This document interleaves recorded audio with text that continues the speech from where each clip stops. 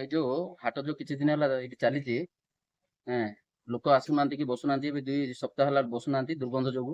ଏବେ ତ ଆପଣ ଦେଖୁଥିଲେ, ମୁଁ ନିଜେ ସଫା କରୁଥିଲି ଆଜ୍ଞା। କିଏ ହେଲେ ଶୁଣିବାକୁ ନାହିଁ କି କିଛି ନାହିଁ। କିଛି ଦିନ ତଳେ ତ ଆମର ଜଣେ ଅଖିଲ ଭାଇ ଜଣଙ୍କର ଇଏ ହେଇଥିଲା, ଆପଣ ଜାଣିଥିବେ। ଆହୁରି ଲମ୍ବିଲେଣି ସେପଟେ। ଏପଟେ ଆଉ କିଏ ବସୁନାହାନ୍ତି। ଏତେ ଟଙ୍କା ଖର୍ଚ୍ଚ କରିକିରି ମଧ୍ୟ ନାହିଁ ଆଜ୍ଞା, ହାଟଟା ଠିକ ଚାଲୁନି, ସେଥିପାଇଁ ଦୁଃଖ ଲାଗୁଛି। ଆଉ ଚଳିବାର ମଧ୍ୟ ଅସୁବିଧା ହେଇଯାଉଛି ଆଜ୍ଞା। ସେ ତ ସଫା କରୁଛନ୍ତି ଆଜ୍ଞା, ସପ୍ତାହ ଥରେ ଆସିକି ସଫା କରୁଛନ୍ତି, ଆଉ ମୁଁ ମାତ୍ର କିଛି କହିନି ଆଜ୍ଞା। କିନ୍ତୁ ମାନେ ସେଇଠି ସବୁ ଡମ୍ପିଂ କରୁଛନ୍ତି ଆଜ୍ଞା। ମୁଁ ତ ଏବେ ଜଷ୍ଟ ଦେଖିଲି ଆଜ୍ଞା, ବାହାର କ'ଣ ଗୋଟେ ଝାଡ଼ୁ ଫାଡ଼ୁ ସବୁ ଧରିକି ଆସିକି ପକେଇଲେ। ସକାଳେ ଶନିବାର ଦିନ ନା ରବିବାର ଦିନ ସକାଳୁ ସକାଳୁ ବୋଧେ ଉଠେଇ ଦେଉଛନ୍ତି ସେ ଦୁର୍ଗନ୍ଧରେ, ସେଥିପାଇଁ ବସୁନାହାନ୍ତି।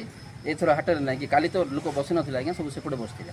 ଦେଖନ୍ତୁ, ବାରମ୍ବାର ପୌର ପରିଷଦ ତରଫରୁ ଉଠା ଦୋକାନୀ ମାନଙ୍କୁ ସଚେତନ କରାଗଲା। ଆପଣଙ୍କୁ ନୂଆ ହାଟ ମଧ୍ୟରେ ପୁରୁଣା ହାଟ ମଧ୍ୟରେ ପିଣ୍ଡି ଗୁଡିକ ଦିଆଗଲା, ପିଣ୍ଡି ଆଲର୍ଟ କରାଗଲା ଏବଂ ପିଣ୍ଡିରେ ରହିକି ବ୍ୟବସାୟ କରିବାକୁ ବାରମ୍ବାର ଆମେ ଜଣାଇବା ପରେ ଏବଂ ଏନଫୋର୍ସମେଣ୍ଟ କରିବା ପରେ ମଧ୍ୟ ଲୋକ ଅମାନିଆ ହେଉଛନ୍ତି ଏବଂ ରାସ୍ତା ଉପରେ ଜବରଦସ୍ତି ବସି ବ୍ୟବସାୟ କରୁଛନ୍ତି। ତେଣୁ ଏଇଟା ଗୋଟେ ପଏଣ୍ଟ ରହିଛି, ଯୋଉଟା କି ଆପଣଙ୍କ ମାଧ୍ୟମରେ ମଧ୍ୟ ସମସ୍ତ ଉଠା ଦୋକାନୀକୁ ଆମେ ସୂଚାଇ ଦେବାକୁ ଚାହିଁବୁ କି ସଫିସିଏଣ୍ଟ ପିଣ୍ଡି ଆଭେଲେବୁଲ ଅଛି, ସଫିସିଏଣ୍ଟ ଜାଗା ଆଭେଲେବୁଲ ଅଛି ଏବଂ ସେଠି ବସିକି ବ୍ୟବସାୟ କରନ୍ତୁ। ଯଦି କାହାର ସେଥିରେ ଅସୁବିଧା ହେଉଛି, ଡାଇରେକ୍ଟ ଆମକୁ କଣ୍ଟାକ୍ଟ କରନ୍ତୁ, ଆମେ ତାର ସମାଧାନ କରିବୁ। ଆଉ ଗୋଟେ ରହିଲା ଡମ୍ପିଂ କଥା ଆପଣ କହୁଛନ୍ତି, ଯୋଉଟା କି ବ୍ୟବସାୟୀ ମାନେ ନିଜେ ମଧ୍ୟ ସତର୍କ ହବା ଦରକାର। ଆପଣ ଗୋଟେ ଜରି କିମ୍ବା ଗୋଟେ ପଲିଥିନ କିମ୍ବା କୋଉଥିରେ ଆପଣ ଯଦି ଆପଣଙ୍କର ପରିବା ଚୋପା ଅନ୍ୟାନ୍ୟ ଜିନିଷକୁ ଯଦି ଗୋଟେ ଜାଗାରେ ରଖିଦେବେ, ପୌର ପରିଷଦର ଗାଡି ଆସିବ ଏବଂ ସେଟାକୁ ଉଠେଇଦେବ। ମାତ୍ର ତାହା ନକରି ଏଣେତେଣେ ମଇଳା ପକାଇବା ଦ୍ୱାରା ପରିବେଶ ଦୂଷିତ ହେଉଛି ଏବଂ ଦୁର୍ଗନ୍ଧ ବାହାରୁଛି।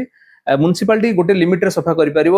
ସଫା କରିବା ପରେ ତୁରନ୍ତ ଯଦି ଡମ୍ପିଂ ହେଉଛି, ଆଉ ଥରେ ତାକୁ ଲିଫ୍ଟ କରିବା ପର୍ଯ୍ୟନ୍ତ ଯୋଉ ସମୟ ରହୁଛି, ସେଇ ଭିତରେ ପରିବେଶ ଦୂଷିତ ହେଉଛି। ତେଣୁ ସମସ୍ତଙ୍କୁ ଆମେ ଅନୁରୋଧ କରିବୁ କି ବାହାରେ ଏଣେତେଣେ ଡମ୍ପିଂ କରନ୍ତୁ ନାହିଁ ଏବଂ ପୌର ପରିଷଦ ମଧ୍ୟ ଏ ପ୍ରତି ଯଥେଷ୍ଟ ଧ୍ୟାନ ଦେବେ ଏବଂ ଯଦି କୋଉଠି ଡମ୍ପିଂ ହେଇଛି ସେ ଜାଗାରୁ ଆମେ ତୁରନ୍ତ ଲିଫ୍ଟିଂ କରିବାର ବ୍ୟବସ୍ଥା କରୁଛୁ।